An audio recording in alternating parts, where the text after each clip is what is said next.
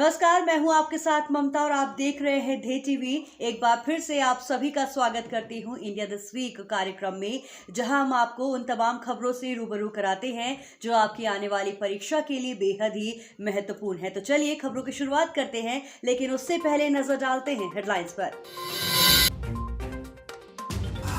14 जनवरी को पूरे देश में मनाया गया मकर संक्रांति का त्योहार। देश के विभिन्न हिस्सों में किस तरह मनाया जाता है मकर संक्रांति का ये पर्व, देखिए रिपोर्ट।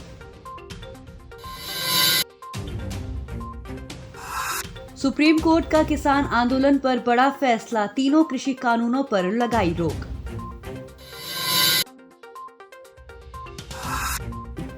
केंद्रीय मंत्रिमंडल ने वैज्ञानिक और तकनीकी सहयोग पर भारत और यूएई के बीच समझौते को दी मंजूरी। समझौते के तहत वैज्ञानिक और तकनीकी जानकारी को साझा किया जाएगा।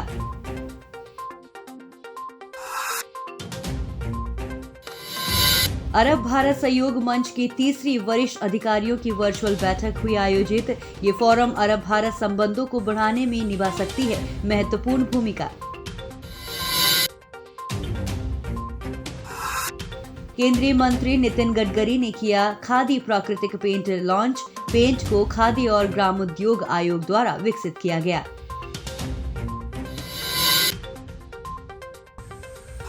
निमोनिया के खिलाफ भारत का पहला स्वदेशी टीका हुआ लॉन्च। टीके का निर्माण सीरम इंस्टीट्यूट ऑफ इंडिया ने bill and Melinda Gates foundation के साथ मिलकर किया।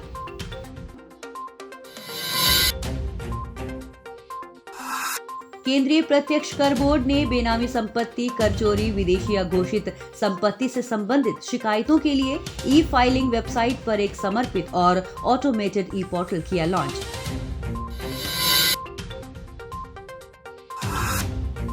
और इसरो छात्रों के बीच वैज्ञानिक स्वभाव को बढ़ावा देने और उन्हें अंतरिक्ष से संबंधित प्रौद्योगिकियों के लिए प्रोत्साहित करने के लिए देश भर में करेगा 100 अटल टिंकरिंग लैब्स को अडॉप्ट। और अब खबरें विस्तार से। भारतवर्ष के अधिकतर पर्व एवं त्योहार प्रकृति एवं कृषि के निरंतर चक्र से संबंध रखते हैं। बीती 14 जनवरी को मकर संक्रांति का त्योहार पूरे देश में बड़े ही हर्षोल्लास और धूमधाम से मनाया गया। अलग अलग राज्यों में ये त्योहार अलग अलग तरीके और अलग अलग नामों से मनाया जाता है। पंजाब में लोहड़ी तो तमिलनाडु में पोंगल, वहीं गुजरात में उत्तरायण के नाम से जाना जाता है मकर संक्रांति का ये पर्व। तो चलिए जानते हैं देश के विभिन्न हिस्सों में किस तरह मनाया जाता है मकर संक्रांति का ये पर्व। पंजाब ही नहीं, बिहार व तमिलनाडु में ये समय फसल काटने का होता है, इसीलिए किसानों के लिए ये पर्व एक खास महत्व रखता है। पंजाब में मकर संक्रांति के पर्व को लोहड़ी कहकर पुकारा जाता है, जो एक दिन पहले मनाया जाता है। उत्तर प्रदेश और बिहार में मकर संक्रांति को खिचड़ी के नाम से पुकारा जाता है। उत्तर प्रदेश में मकर संक्रांति के दिन को दान के पर्व के रूप में भी देखा जाता है। इलाहाबाद में तो मकर संक्रांति के दिन से ही माघ मेले की शुरुआत होती है और माघ मेले का पहला नहान मकर संक्रांति के दिन ही किया जाता है।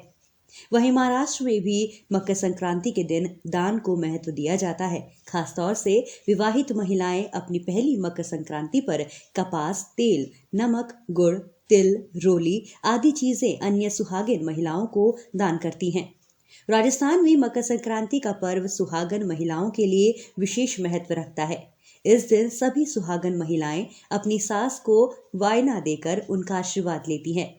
साथ ही इस दिन महिलाओं द्वारा किसी भी सौभाग्य सूचक वस्तु का 14 की संख्या में पूजन व संकल्प कर 14 ब्राह्मणों को दान देने की भी प्रथा है। चूंकि गंगा अपने अंतिम छोर में बंगाल की खाड़ी में मिल जाती है, इसीलिए पश्चिम बंगाल में इस दिन गंगा सागर मेले के नाम से धार्मिक मेला लगता है और सभी लोग इस संगम में स्नान अवश्य करते हैं। गुजरात में मकर संक्रांति को उत्तरायण कहकर पुकारा जाता है। गुजरात में इस दिन पतंग उड़ाने की प्रथा है। इतना ही नहीं, गुजरात में मकर संक्रांति के पर्व पर पतंगोत्सव का भी आयोजन किया जाता है। कर्नाटक में इसे एक फसल के त्योहार के रूप में देखा जाता है। वहां पर लोग मकर संक्रांति के दिन बैलों और गायों को सजा धजा कर शोभा यात्रा निकालते हैं। साथ ही खुद भी नए कपड़े पहनकर एक दूसरे को ईख, सूखा नारियल और भुने चने का आदान प्रदान करते हैं। मकर संक्रांति की मान्यताओं के बीच उत्तराखंड की उत्तरैणी मकरैणी की भी बड़ी मान्यता है। 14 से 15 जनवरी की तारीख में जब मकर संक्रांति का संयोग होता है, उसी समय उत्तराखंड में ये पर्व मनाया जाता है। तमिलनाडु में इस त्योहार को बेहद अलग तरीके से मनाया जाता है।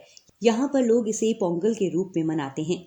ये एक 4 दिवसीय अवसर है जिसमें पहले दिन भोगी पोंगल, दूसरे दिन सूर्य पोंगल, तीसरे दिन मट्टू पोंगल अथवा केनू पोंगल, चौथे व अंतिम दिन कन्या पोंगल मनाया जाता है। दिल्ली की सीमा पर किसानों का जमावड़ा पिछले 50 दिनों से लगा हुआ है। अलग अलग बॉर्डर पर हजारों की संख्या में किसान, जिनमें बुजुर्ग, महिलाएं और बच्चे भी शामिल हैं, डटे हुए हैं। कृषि कानून की मुश्किलों पर दूर करने के लिए सरकार और किसान संगठन कई राउंड की बैठक भी उस पर कर चुके हैं, लेकिन सहमति नहीं बन सकी। अब ऐसे में सुप्रीम कोर्ट का तीनों कृषि कानूनों पर रोक लगाना किसान आंदोलन पर बड़े फैसले के तौर पर देखा जा रहा है। सुप्रीम कोर्ट ने केंद्र सरकार द्वारा लाए गए तीनों कृषि कानूनों के अमल पर रोक लगा दी है। सुप्रीम कोर्ट ने आंदोलन और कृषि कानूनों को लेकर 12 जनवरी को बड़ा फैसला सुनाया है।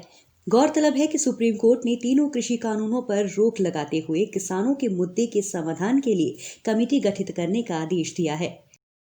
चीफ जस्टिस की अगुवाई वाली बेंच ने इस मामले की सुनवाई करते हुए कानूनों पर रोक लगाई। साथ ही एक कमेटी का गठन कर दिया है जो कि सरकार और किसानों के बीच कानूनों पर जारी विवाद को समझेगी और सर्वोच्च अदालत को रिपोर्ट सौंपेगी। केंद्र सरकार ने जिन 3 कृषि कानूनों को पास किया, उसका लंबे समय से विरोध हो रहा था। दिल्ली की सीमाओं पर हजारों की संख्या में किसान आंदोलन कर रहे हैं। इसी के बाद मामला सुप्रीम कोर्ट के पास जा पहुंचा। ये 3 कृषि कानून है। पहला, कृषक उपज व्यापार और वाणिज्य के संवर्धन और सरलीकरण विधेयक 2020। किसान इस कानून के जरिए अब एपीएमसी मंडियों के बाहर भी अपनी उपज को ऊंचे दामों पर बेच पाएंगे, निजी खरीदारों से बेहतर दाम प्राप्त कर पाएंगे। लेकिन सरकार ने इस कानून के जरिए एपीएमसी मंडियों को एक सीमा में बांध दिया है। इसके जरिए बड़े कॉरपोरेट खरीदारों को खुली छूट दी गई है। दूसरा कानून है कृषि सशक्तिकरण और संरक्षण, कीमत आश्वासन और कृषि सेवा करार विधेयक 2020। इस कानून के संदर्भ में सरकार का कहना है कि वो किसानों और निजी कंपनियों के बीच में समझौते वाली खेती का रास्ता खोल रही है। इसे सामान्य भाषा में कॉन्ट्रैक्ट फार्मिंग कहते हैं। तीसरा कानून है आवश्यक वस्तु संशोधन विधेयक 2020। अब कृषि उपज जुटाने की कोई सीमा नहीं होगी। उपज जमा करने के लिए निजी निवेश को छूट होगी। सरकार कानून में साफ लिखती है कि वो सिर्फ युद्ध या भुखमरी या किसी बहुत विषम परिस्थिति में रेगुलेट करेगी। बता दें, सुप्रीम कोर्ट द्वारा जिस कमेटी का गठन किया गया है उसमें कुल 4 लोग शामिल हैं। इनमें भारतीय किसान यूनियन के भूपेंद्र सिंह मान, डॉक्टर प्रमोद कुमार जोशी जो अंतर्राष्ट्रीय नीति प्रमुख हैं, अशोक गुलाटी कृषि विशेषज्ञ और महाराष्ट्र शिवकेरी संगठन के अनिल घनवंत शामिल हैं। ये कमेटी अपनी रिपोर्ट सीधे सुप्रीम कोर्ट को ही सौंपेगी। जब तक कमेटी की रिपोर्ट नहीं आती है तब तक कृषि कानूनों के अमल पर रोक जारी रहेगी। हाल ही में केंद्रीय मंत्रिमंडल ने वैज्ञानिक और तकनीकी सहयोग पर भारत और यूएई के बीच समझौते को मंजूरी दी है। इस समझौते पर भारत के पृथ्वी विज्ञान मंत्रालय और संयुक्त अरब अमीरात के नेशनल सेंटर ऑफ मेटीरियोलॉजी के बीच हस्ताक्षर किए गए। भारत और यूएई के बीच इस समझौते के तहत साझा महत्व के वैज्ञानिक और तकनीकी जानकारी को साझा किया जाएगा। इसमें प्रशिक्षण के लिए अनुसंधान विद्वानों, वैज्ञानिकों और विशेषज्ञों आदि के अनुभव, उपग्रह डेटा के उपयोग पर शोध और उष्णकटिबंधीय चक्रवातों के पूर्वानुमान संबंधी सूचना को साझा करना शामिल है। दोनों देशों के विज्ञान और प्रौद्योगिकी के मुद्दों पर वैज्ञानिक और तकनीकी कार्यशालाओं और प्रशिक्षण पाठ्यक्रमों का आयोजन किया जाएगा। महासागरीय क्षेत्र पर मौसम संबंधी अवलोकन नेटवर्क स्थापित किया जाएगा। फॉरेस्ट मॉडलिंग सॉफ्टवेयर के माध्यम से सुनामी प्रारंभिक चेतावनी केंद्र का समर्थन किया जाएगा। वहीं भारत के दक्षिण और पश्चिम में और संयुक्त अरब अमीरात के उत्तर में स्थित भूकंपीय स्टेशनों से रियल टाइम भूकंपीय आंकड़ों का आदान प्रदान किया जाएगा। एक नजर भारत और संयुक्त अरब अमीरात के संबंधों पर। भारत और यूएई के बीच काफी मैत्रीपूर्ण संबंध है। दोनों देशों के बीच रेल क्षेत्र में तकनीकी सहयोग के लिए एक समझौता किया गया है। दोनों देश आतंकवाद का मुकाबला करने में मदद करते रहे हैं। बीते हफ्ते 12 जनवरी को अरब भारत सहयोग मंच यानी अरब इंडिया कोऑपरेशन फोरम की तीसरी वरिष्ठ अधिकारियों की बैठक वर्चुअली आयोजित की गई। इस बैठक की अध्यक्षता मिस्र के सहायक विदेश मंत्री और अरब लीग में स्थायी प्रतिनिधि मोहम्मद अबू अल खीर और संजय भट्टाचार्य CPV और OIA सचिव ने की। इस बैठक में भारत और अरब देशों के अन्य वरिष्ठ अधिकारियों ने भी भाग लिया। अरब भारत सहयोग मंच की वर्चुअल बैठक के दौरान वरिष्ठ अधिकारियों ने अरब जगत और भारत के बीच संबंधों की सराहना की। उन्होंने इस बात को भी हाईलाइट किया कि ये फोरम अरब भारत संबंधों को बढ़ाने में महत्वपूर्ण भूमिका निभा सकती है। इन अधिकारियों ने संबंधित अंतर्राष्ट्रीय प्रस्तावों, समझौतों और संदर्भों के अनुसार मध्य पूर्व में क्षेत्रीय मुद्दों के लिए राजनीतिक समाधान की आवश्यकता पर बल दिया। इन अधिकारियों ने ऊर्जा और पर्यावरण, अर्थव्यवस्था, व्यापार और निवेश, पर्यटन और संस्कृति, कृषि और खाद्य सुरक्षा, शिक्षा और स्वास्थ्य देखभाल, मानव संसाधन विकास, विज्ञान और प्रौद्योगिकी और मीडिया के क्षेत्र में अरब भारत सहयोग को बढ़ाने के तरीकों पर चर्चा की। क्या है अरब भारत सहयोग मंच यानी अरब इंडिया कोऑपरेशन फोरम? इस फोरम की पहली मंत्री स्तरीय बैठक जनवरी 2016 में बहरीन के मनामा में आयोजित की गई थी। इस बैठक के दौरान दोनों पक्षों द्वारा मनामा घोषणा को अपनाया गया था। मनामा घोषणा का उद्देश्य मानव तस्करी को समाप्त करना है। वहीं केंद्रीय मंत्री नितिन गडकरी ने खादी प्राकृतिक पेंट लॉन्च किया। इस पेंट को खादी और ग्रामोद्योग आयोग द्वारा विकसित किया गया है। आइए रिपोर्ट में समझते हैं खादी प्राकृतिक पेंट क्या है और ये आम पेंट से कितना अलग है। हाल ही में खादी प्राकृतिक पेंट लॉन्च किया गया है। ये पेंट एक गैर विषैले पर्यावरण के अनुकूल बनाया गया है। इसमें एंटीबैक्टीरियल और एंटी फंगल गुण होते हैं। ये अपनी तरह का पहला उत्पाद है। खादी प्राकृतिक पेंट का मुख्य घटक गोबर है। ये अन्य पेंट के मुकाबले काफी सस्ता है। आपको बता दें, इस पेंट को भारतीय मानक ब्यूरो द्वारा प्रमाणित किया गया है। ये खादी प्राकृतिक पेंट 2 रूपों में उपलब्ध है, प्लास्टिक इमल्शन पेंट और डिस्टेम्पर पेंट। एक नजर खादी प्राकृतिक पेंट के मुख्य लाभ पर। इस पेंट में भारी धातुओं जैसे पारा, सीसा, आर्सेनिक, क्रोमियम, कैडमियम का उपयोग नहीं किया गया है। इस पेंट से किसानों की आय दोगुना करने में मदद मिलेगी। ऐसा इसलिए है क्योंकि खादी प्राकृतिक पेंट बनाने में कच्चे माल के रूप में गोबर की खपत बढ़ जाएगी। इससे गौशालाओं और किसानों को अतिरिक्त राजस्व प्राप्त होगा। बता दें, खादी प्राकृतिक पेंट से किसानों को प्रति पशु 30,000 रुपए की अतिरिक्त आय प्राप्त होने की उम्मीद है। दूसरी ओर गोबर के उपयोग से नालियों का जमाव रोका जा सकेगा और पर्यावरण की सफाई होगी। बता दें, national test house Mumbai, national test house Ghaziabad और Shri Ram institute for industrial research नई दिल्ली ने इस पेंट का परीक्षण किया है। वहीं आम पेंट में क्रोमियम और लीड में काफी अधिक होते हैं। पारंपरिक पेंट सूखने की प्रक्रिया के दौरान वाष्पशील कार्बनिक यौगिकों को छोड़ते हैं। यही कारण है कि खादी प्राकृतिक पेंट आम पेंट से अलग है। वहीं हाल ही में केंद्रीय स्वास्थ्य मंत्री डॉक्टर हर्षवर्धन ने निमोनिया के खिलाफ भारत का पहला स्वदेशी टीका लॉन्च किया। इस टीके का निर्माण सीरम इंस्टीट्यूट ऑफ इंडिया ने bill and Melinda Gates foundation के साथ मिलकर किया है। इस टीके का नाम न्यूमोलिस है। भारत के पास निमोनिया के टीकों की पहुंच है, लेकिन नया स्थानीय रूप से विकसित नया वैक्सीन अन्य निमोनिया टीके जैसे फाइजर के NYSE, PFE, GlaxoSmithKline के LSE, GSK टीकों से काफी सस्ता है। इन 2 टीकों का उपयोग वर्तमान में भारत में निमोनिया के खिलाफ टीकाकरण के लिए किया जाता है। इस नए टीके का उपयोग स्ट्रेप्टोकोकस निमोनिया के कारण होने वाले निमोनिया के खिलाफ टीकाकरण के लिए किया जाएगा।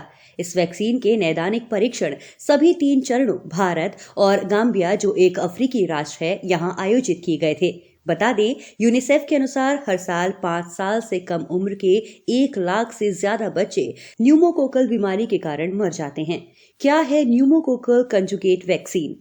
न्यूमोकोकल कंजुगेट वैक्सीन वर्तमान में भारत के सार्वभौमिक टीकाकरण कार्यक्रम के तहत है। ये वैक्सीन काफी महंगा है। सार्वभौमिक टीकाकरण कार्यक्रम के लिए आवंटित बजट का 50% केवल इस टीके पर ही खर्च होता है। इस कार्यक्रम में 12 अन्य बीमारियों के लिए टीकाकरण शामिल है। वो तपेदिक, टेटनस, रुबेला, जापानी इंसेफ्लाइटिस, खसरा, हेपेटाइटिस आदि हैं।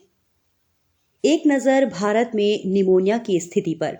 भारत में निमोनिया के शीर्ष 5 योगदानकर्ता उत्तर प्रदेश, राजस्थान, बिहार, झारखंड और मध्य प्रदेश हैं। बता दें, निमोनिया एक संक्रमण है जो फेफड़ों की वायु थैली को फुला देता है। फेफड़ों का वायु प्रवाह द्रव या मवाद से भर सकता है। इससे सांस लेने में कठिनाई होती है। निमोनिया वायरस, बैक्टीरिया और कवक जैसे सूक्ष्म के कारण होता है।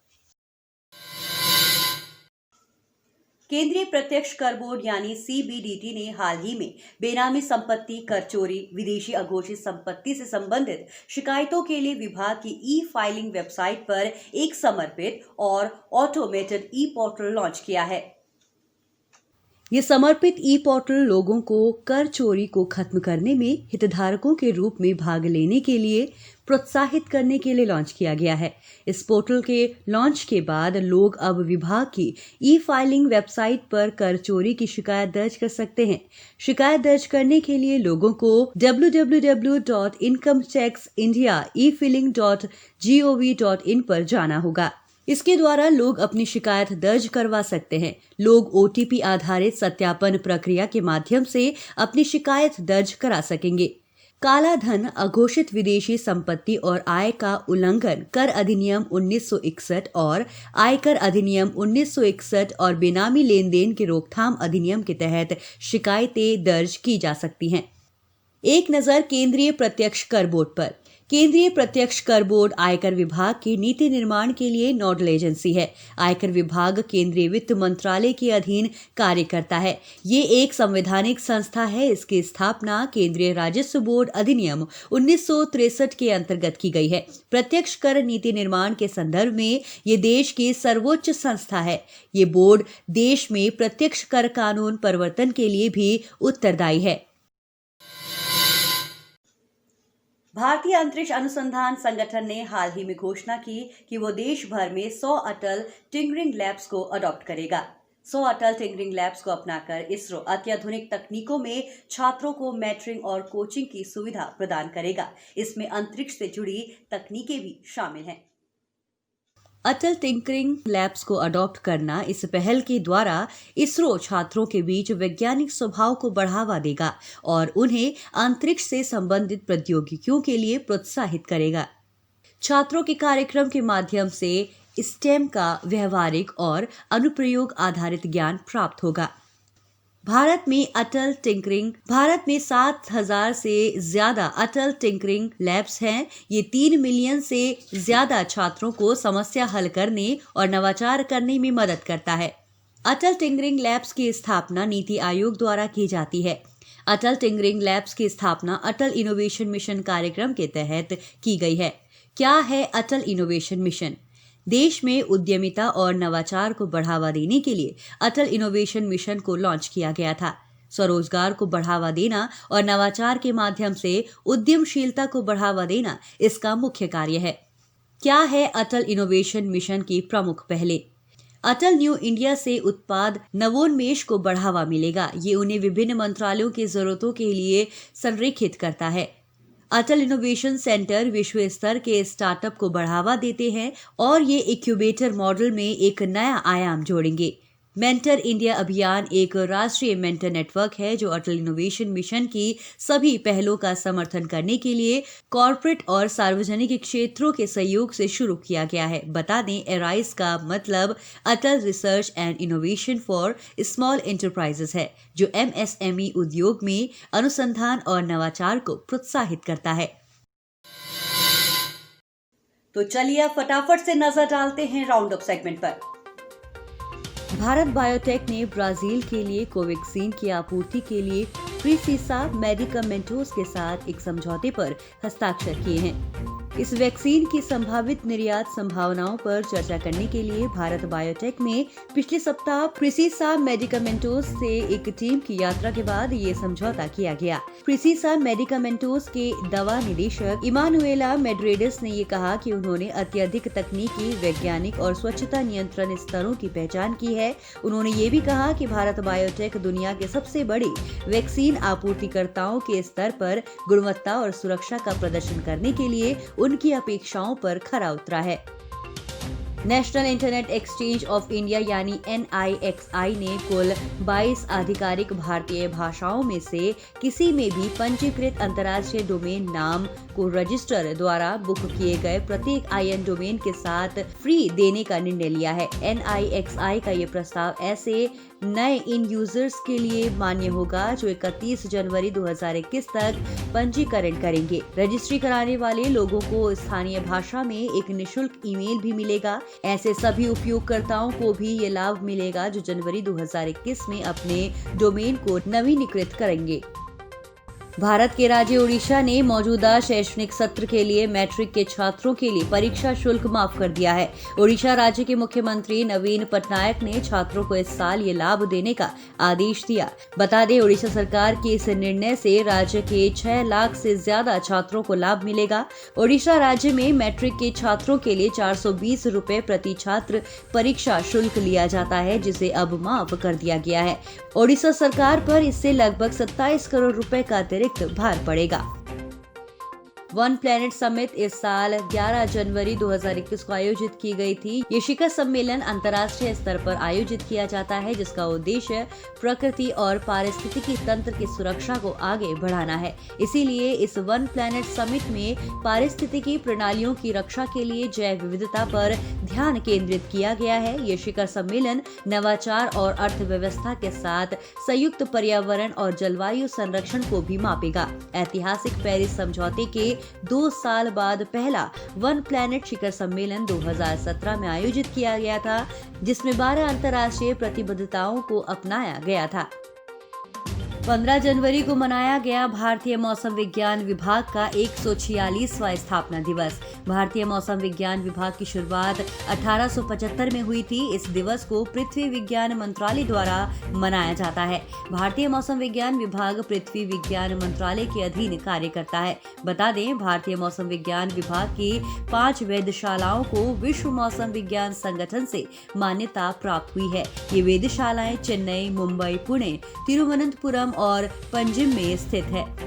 अगस्त 2019 में CDES यानी सेंट्रलाइज्ड डेटा एंट्री सिस्टम ने DATE-N9 सॉफ्टवेयर का स्थान लिया। 91 वेधशालाएं व 40 एयरपोर्ट इस सिस्टम का उपयोग कर रहे हैं। बता दें, पृथ्वी विज्ञान मंत्रालय के अंतर्गत भारत सरकार के मौसम विज्ञान प्रक्षेपण, मौसम पूर्वानुमान और भूकंप विज्ञान का कार्यभार संभालने वाली भारतीय मौसम विज्ञान विभाग एक सरकारी एजेंसी है। इसका मुख्यालय नई दिल्ली में स्थित है। बता दें, भारत से लेकर अंटार्कटिका भर में सैकड़ों प्रक्षेपण स्टेशन भारतीय मौसम विज्ञान विभाग के द्वारा वर्तमान में चलाए जाते हैं। भारतीय अंतर्राष्ट्रीय फिल्म महोत्सव एशिया के सबसे महत्वपूर्ण फिल्म समारोह में से एक है। इसकी शुरुआत 1952 में की गई थी। बता दें, 91 भारतीय अंतर्राष्ट्रीय फिल्म महोत्सव ने इस बार के कंट्री इन फोकस खंड बांग्लादेश को चुना है। कंट्री इन फोकस संबंधित देश की सिनेमाई उत्कृष्टता और योगदान को मान्यता देता है। इस महोत्सव का 91वां संस्करण 16 से 24 जनवरी 2021 तक गोवा में आयोजित किया जाएगा। भारत सरकार प्रधानमंत्री कौशल विकास योजना के तीसरे चरण को लॉन्च करने जा रही है। ये चरण केंद्रीय कौशल विकास व उद्यमिता मंत्रालय द्वारा 15 जनवरी को लॉन्च किया गया। ये तीसरा चरण देश के सभी राज्यों में 600 जिलों में लॉन्च किया जाएगा। प्रधानमंत्री कौशल विकास योजना के तीसरे चरण यानी PMKVY 3.0 का लक्ष्य साल 2020 से 2021 के दौरान 8 लाख उम्मीदवारों को प्रशिक्षण प्रदान करना है। इस प्रशिक्षण के लिए 948.90 करोड़ रुपए व्यय किए जाएंगे। इस तीसरे चरण में कोविड-19 संबंधित कौशल और नए युग के कौशल पर फोकस किया जाएगा। कौशल भारत मिशन PMKVY 3.0 के तहत 729 प्रधानमंत्री कौशल केंद्रों, गैर PMKK प्रशिक्षण केंद्रों और 200 से ज्यादा ITI द्वारा प्रशिक्षण प्रदान किया जाएगा। ये प्रशिक्षण कुशल पेशेवरों का एक मजबूत पूल तैयार करेगा, जिससे आने वाले समय में देश में योग्य व कुशल श्रमिकों की कमी नहीं होगी और लोग आसानी से रोजगार प्राप्त कर सकेंगे। दूसरी ओर उद्योगों को भी कुशल श्रमिक प्राप्त हो सकेंगे। मंत्रिमंडल ने भारतीय वायुसेना के लिए 10 लाइट कॉम्बैट एयरक्राफ्ट यानी LCA तेजस Mk1 ट्रेनर विमान और 73 LCA तेजस Mk1A लड़ाकू विमान की खरीद के लिए मंजूरी दे दी है। लाइट कॉम्बैट एयरक्राफ्ट Mk1A को हिंदुस्तान एरोनॉटिक्स लिमिटेड द्वारा डिजाइन, विकसित और निर्मित किया गया है। इसकी कुल लागत 45,696 करोड़ रुपए आएगी। साथ ही इंफ्रास्ट्रक्चर के डिजाइन और विकास के लिए 1,202 करोड़ रुपए मंजूर किए गए हैं। LCA Mk1A में electronic warfare suite, beyond visual range missile, active electronically scanned arrays radar और एयर टू एयर रिफ्यूलिंग की क्षमता है। मंत्रिमंडल ने अपने बेस डिपो में सर्विसिंग और मरम्मत के लिए वायुसेना को बुनियादी ढांचे के विकास के लिए मंजूरी दी है। HAL यानी हिंदुस्तान एरोनॉटिक्स लिमिटेड द्वारा LCA के इस निर्माण से आत्मनिर्भर भारत पहल मजबूत होगी और भारत में रक्षा उत्पादन और रक्षा उद्योग के स्वदेशीकरण को बल मिलेगा। इस विमान डिजाइन और विनिर्माण के लिए MSME सेक्टर से लगभग 500 भारतीय कंपनियां HAL के साथ काम करेंगी। पूर्व केंद्रीय मंत्री तथा 4 बार गुजरात के मुख्यमंत्री रहे वरिष्ठ कांग्रेसी नेता माधव सिंह सोलंकी का 10 जनवरी को राजकीय सम्मान के साथ अंतिम संस्कार किया गया। माधव सिंह सोलंकी पहली बार 30 साल की उम्र में ही विधायक चुने गए थे। उन्होंने ही गुजरात में लड़कियों के लिए मुफ्त शिक्षा तथा प्राथमिक विद्यालयों में मिड डे मील की शुरुआत की थी। वो गुजरात में नरेंद्र मोदी के बाद सबसे लंबे समय तक मुख्यमंत्री रहे। भारतीय रिजर्व बैंक ने महाराष्ट्र के वसंत दादा नगरी सहकारी बैंक का लाइसेंस रद्द कर दिया है। इसके बाद बैंक अपनी कारोबारी गतिविधियां संचालित नहीं कर सकेगा। हालांकि इससे बैंक के 99% ग्राहकों पर ज्यादा असर नहीं होगा और उन्हें पूरी रकम वापस मिलेगी। RBI ने महाराष्ट्र के उस्मानाबाद स्थित बैंक का लाइसेंस रद्द करने की वजह उसका बैंकिंग रेगुलेशन एक्ट की अनिवार्य शर्तों को पूरा करने में विफल रहना बताया है। केंद्रीय वित्त मंत्रालय द्वारा निर्धारित शहरी स्थानीय निकायों में सुधारों को लागू करने के मामले में आंध्र प्रदेश और मध्य प्रदेश के बाद तेलंगाना तीसरा राज्य बन गया है। इस सुधार को लागू करने के बाद मंत्रालय ने राज्य को 2,508 करोड़ रुपए के अतिरिक्त कर्ज लेने की अनुमति दे दी है। मंत्रालय के बयान के अनुसार शहरी स्थानीय निकाय सुधारों के पूरा होने से 3 राज्यों को कुल 7,406 करोड़ रुपए अतिरिक्त उधारी की मंजूरी दी गई। इस कार्यक्रम में फिलहाल मेरे साथ इतना ही। अगले हफ्ते आपसे फिर मुलाकात होगी। मुझे दीजिए इजाजत। नमस्कार। आप सभी को बीते लोहड़ी मकर संक्रांति की हार्दिक शुभकामनाएं।